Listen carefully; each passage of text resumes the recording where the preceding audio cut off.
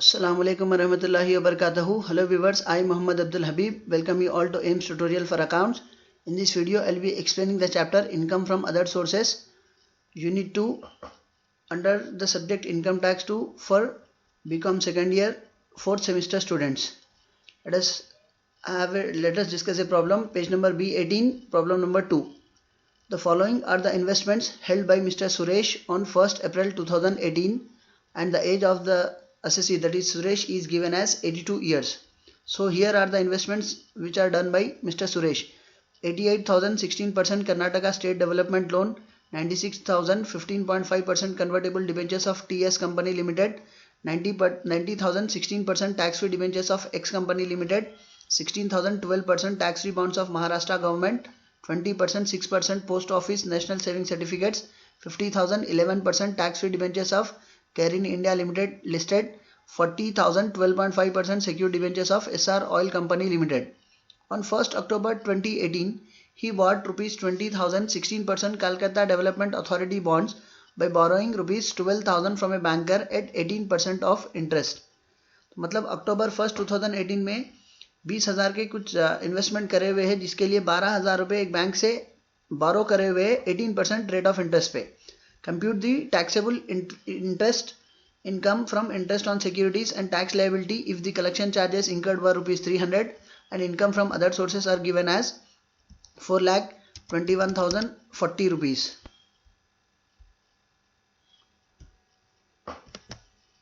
So here is the working notes.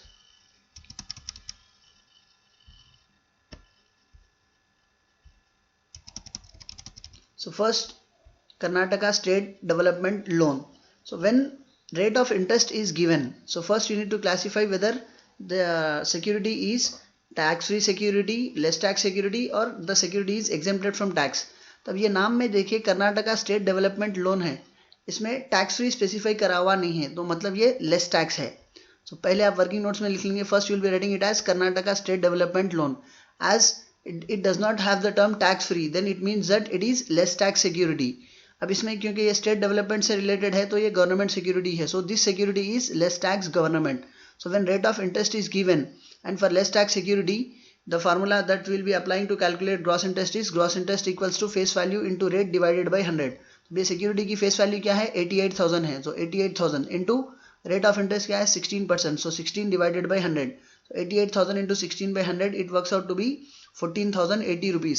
तो जिसको आप यहाँ पे लिखेंगे पर्टिकुलर अमाउंट. पहले हेडिंग क्या लिखेंगे आप, computation of mister Suresh income from interest on securities under the head income from other sources for the assessment year 2019-2020 and the format will be particulars amount rupees. तो इसमें पहली सिक्योरिटी क्या लिखेंगे आप 88,000 16% कर्नाटका स्टेट डेवलपमेंट लोन जिसपे gross interest कितना आ रहा 14,080 rupees. Next second security क्या है 96,000 15.5% convertible debentures of TS company limited. अब यहाँ पे देखिए फिर से ये जो सिक्योरिटी है इसमें टैक्स फ्री स्पेसिफाई करा हुआ नहीं है, then again it is a less tax security. But इसमें क्या कहीं भी गवर्नमेंट भी स्पेसिफाई करा हुआ नहीं है, नाम से ये भी समझ में नहीं आ रहा कि ये गवर्नमेंट है, देन इट इज़ कमर्शियल. तब ये कमर्शियल में लिस्टेड है या अनलिस्टेड है, nothing has been specified, so it is unlisted. तो सेकंड वर्किंग नोट्स क्या करेंगे आप, convertible debentures of TS company limited less tax है, फिर लेस टैक्स में ये कमर्शियल में आता, फिर उसमें ये अनलिस्टेड है. So when rate of interest is given and the amount of investment is given, then for less tax commercial unlisted again will be calculating gross interest by applying the formula gross interest equals to face value into rate divided by 100. तब ये security की face value क्या है 96,000 है, rate of interest क्या है 15.5. So the calculation will B 96,000 into 15.5 divided by 100 which works out to be 14,880. इसको आप यहाँ पे लिखेंगे 96,000 15.5 convertible debentures of TS company limited जिसका ग्रॉस इंटरेस्ट आया आपको 14,880. Next we have third point, it is given as 19,000 16% tax free debentures. तो यहाँ पे नाम में बता रहा टैक्स फ्री डिवेंचर्स, तो मतलब ये टैक्स फ्री सिक्योरिटी है.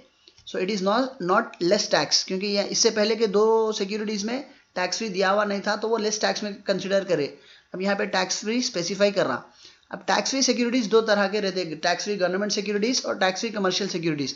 How to identify whether it is government security और कमर्शियल सिक्योरिटी. तो tax free debentures of x company मतलब ये कमर्शियल है. So working notes will be taken as tax free debentures of x company limited, तो ये tax free है, फिर इसमें कमर्शियल है.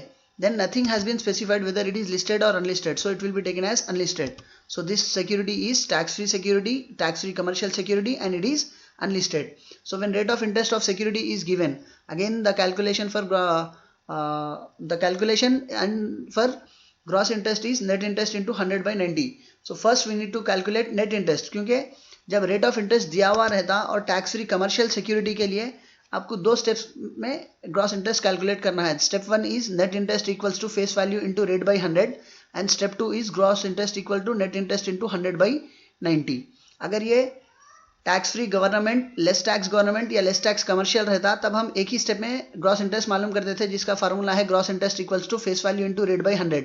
But if it is tax free commercial, be it listed or unlisted, then we'll be calculating gross interest in two steps. Step 1 is net interest, step 2 is gross interest.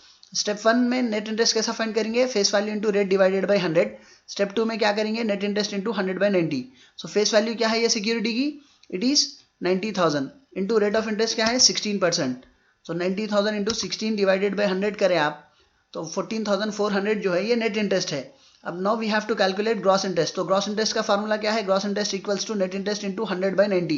तो यहाँ पे net interest कितना आ रहा है? 14,400 into 100 divided by 90 which works out to be 16,000. तो जिसको आप यहाँ पे बताएंगे 90,000, 16% tax free debentures of x company लिमिटेड 16,000 rupees. Next coming to fourth point, 16,000 12% tax free bonds of Maharashtra government. तो यहाँ पे ये महाराष्ट्र गवर्नमेंट है, ये नाम में भी टैक्स फ्री दिया हुआ है. So it is a tax free security और इसमें क्योंकि गवर्नमेंट है लिखा हुआ तो ये टैक्स फ्री गवर्नमेंट सिक्योरिटी है. When rate of interest is given for tax free government securities will be calculating gross interest in one step, that is gross interest equals to face value into rate divided by 100. तो यहाँ पे देखिए tax free bonds of Maharashtra government. तो अब यहाँ पे लिखेंगे आप ये कौन सी सिक्योरिटी है? Tax free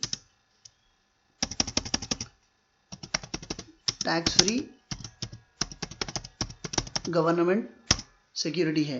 so when rate of interest is given for tax free government securities, gross interest will be calculated as face value into rate divided by 100.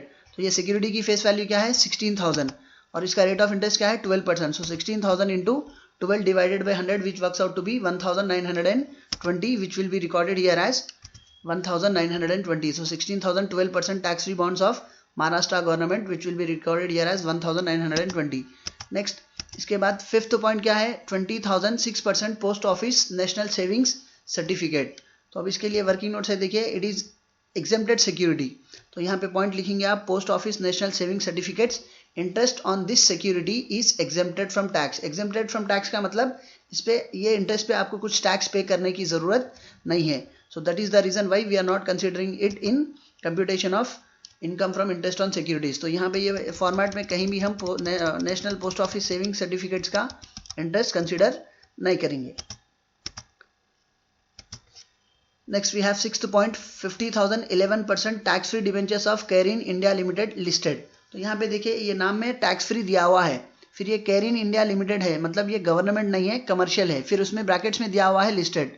So this kind of security is tax free commercial and listed. तो फिर से ये tax free commercial है, तो tax free commercial के लिए हम gross interest कितने स्टेप्स में फाइंड करेंगे?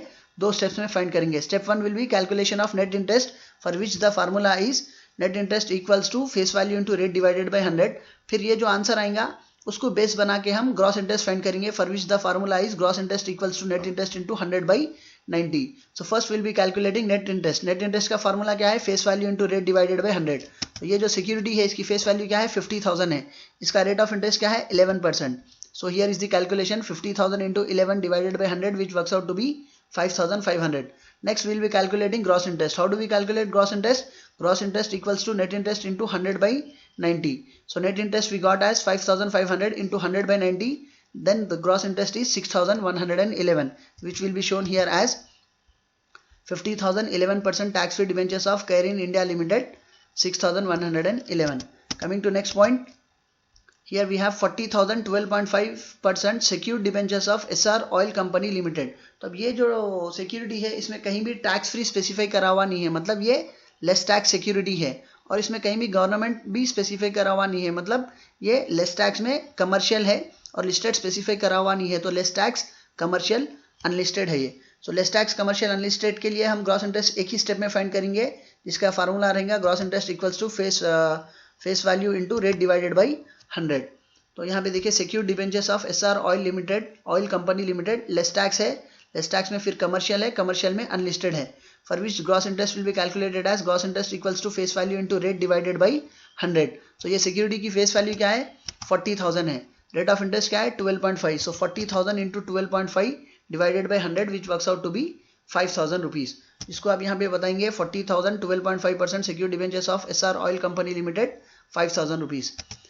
Next we have a point on 1st October 2018 he bought rupees 20,000 16% Calcutta Development Authority bonds by borrowing rupees 12,000 from a banker। तो ये borrowing का point थोड़ी देर के लिए बाजू रखिए। he has purchased as a security of 20,000 rupees for 16% interest। तो अब उसका कैलकुलेशन देखिए, कलकत्ता डेवलपमेंट अथॉरिटी बॉन्ड्स, तो ये लेस टैक्स है। लेस टैक्स क्यों है, यहाँ पे टैक्स फ्री स्पेसिफाई करा हुआ नहीं है, फिर इसमें कुछ भी गवर्नमेंट की तरफ से ऐसा कुछ स्पेसिफाई करा हुआ नहीं है, तो ये लेस टैक्स है। लेस टैक्स फिर उसमें कमर्शियल है, फिर उसमें अनलिस्टेड है। So less tax commercial unlisted के लिए how do we find gross interest, the calculation will be the same, gross interest equals to face value into rate divided by 100। So what is the face value, the face value is 20,000 into rate of interest क्या दिया हुआ है 20,000, rate of interest is given as 16%, so 20,000 into 16 divided by 100, तो it will be 3,200। then we are doing the calculation for 6 months, 6 divided by 12, यहाँ पे into 6 divided by 12 क्यों करा हुआ है, ये जो सिक्योरिटी परचेज कर रहे हैं वो कब परचेज कर रहे हैं 1 अक्टूबर 2018 में परचेज कर रहे हैं, मतलब the security is being purchased on 1st October, it means that the security is held by the assessee only for 6 months for this financial year, for this assessment year। तो ये assessment year में ये assessee के पास ये security सिर्फ 6 months के लिए थी, तो उसका इंटरेस्ट भी हम 6 months के लिए कैलकुलेट करेंगे। The calculation will B 20,000 into 16 divided by 100। तो अपने को जो 3,200 जो इंटरेस्ट ऑन सिक्योरिटी आ रहा है ये पूरा फुल 1 ईयर का है, बट 6 months का क्या होता है into 6 divided by 12 it will be 1,600। So this will be shown here as 20,000 16% Calcutta development authority bonds 1,600। तो अब इन सब चीज़ों को ऐड कर लीजिए आप, 14,080 रुपीज़, 14,880, 16,000 रुपीज़, 1,920, 6,111, 5,000 एंड 1,600, ये सब चीज़ों को ऐड करिए आप। ये पूरे अमाउंट्स का टोटल करिए तो आंसर क्या आ रहा है 59,591, which will be recorded here as gross income from interest on securities. अब इसमें से आपको क्या करना है, डिडक्शंस अंडर सेक्शन 57 देना है। सो डिडक्शंस अंडर 57 क्या देंगे हम, कलेक्शन चार्जेस देंगे, interest paid on the amount borrowed. तो कलेक्शन चार्जेस क्वेश्चन में क्या दिया हुआ है, compute the taxable interest income from interest on securities and tax liability if collection charges incurred were rupees 300. So collection charges are given as 300 rupees. So collection charges will be taken as 300 rupees. Next we have interest paid on amount borrowed. तो यहाँ पे amount borrowed कहाँ पे है, देखिए ये जो 1 अक्टूबर 2018 में हम जो 20,000 के सिक्योरिटीज खरीद रहे, इसके लिए हम ये मिस्टर सुरेश क्या करे 12,000 रुपीज़ एक बैंक से बारो करे जिसपे 18% इंटरेस्ट पे करे। तो इसका कैलकुलेशन है, देखिए interest to be paid on the above, interest paid from 1st October 2018 to 31st March 2019, 12,000 बारो करे थे जिसका रेट ऑफ इंटरेस्ट 18% था। सो 12,000 इंटू 18 डिवाइडेड बाई 100। तो ये जो 18% है ये पूरा फुल 1 ईयर का है, बट हम क्या करेंगे 6 months का कैलकुलेट करेंगे। So into 6 divided by 12, so interest paid on the above is 1,080 rupees. So even this will be allowed as deduction. So interest paid on the amount borrowed 1080। तो total amount कितना हो रहा 1080 plus 300 1380, 1380। So subtracting 1380 from 59,591, the amount which is left out is 58,211, which will be recorded here as income from interest on securities. अब अपने को करना क्या था, calculate his taxable interest income from interest on securities. तो interest on securities पे taxable interest income हम मालूम कर लिए, उसका आंसर क्या आ रहा 58,211। फिर आगे क्या बता रहा आपको, एंड टैक्स लायबिलिटी।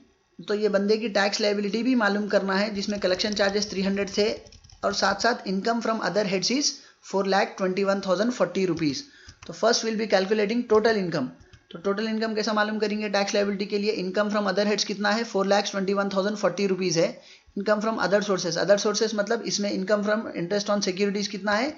58,211 है। So how do we get total income? Adding both the incomes, income from other heads 4,21,040 rupees and income from other sources 58,211 rupees.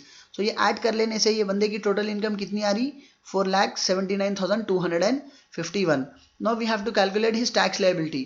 तो यहाँ पे एसएससी का एज जो स्पेसिफाई करा हुआ है, देखिए it is given as 82 years. मतलब 82 ईयर्स का मतलब the SSC is super senior citizen. तो सुपर सीनियर सिटीजन के लिए बेसिक एग्जेम्पशन लिमिट कितना है? 5 लाख है। So as the SSC is a super senior citizen and the total income is less than basic exemption limit, that is 5 lakhs.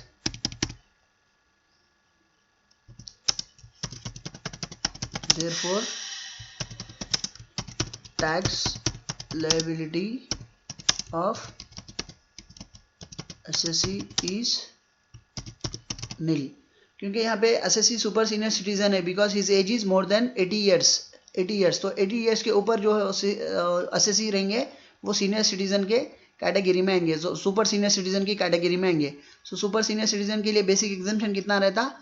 5 lakh है। तो SSC की जो टोटल इनकम है वो 4,79,251 ही है। तो यहाँ पे पूरे के पूरे पैसे जो है ना माफ हो जाएंगे, जिसपे कुछ टैक्स पे करने की जरूरत नहीं रहेंगी। Hope you have understood the topic and hope you have liked my video. If you like my video, do subscribe to my channel AIMS Tutorial for Accounts. And if you are a new subscriber to my channel, don't forget to press the bell icon for further notifications. Do like my video, post your valuable comments and do share it with your friends, relatives and all. Your one share can help someone to learn something. See you all in next video. Jazakallah khair. Assalamu alaikum wa rahmatullahi wa barakatuh.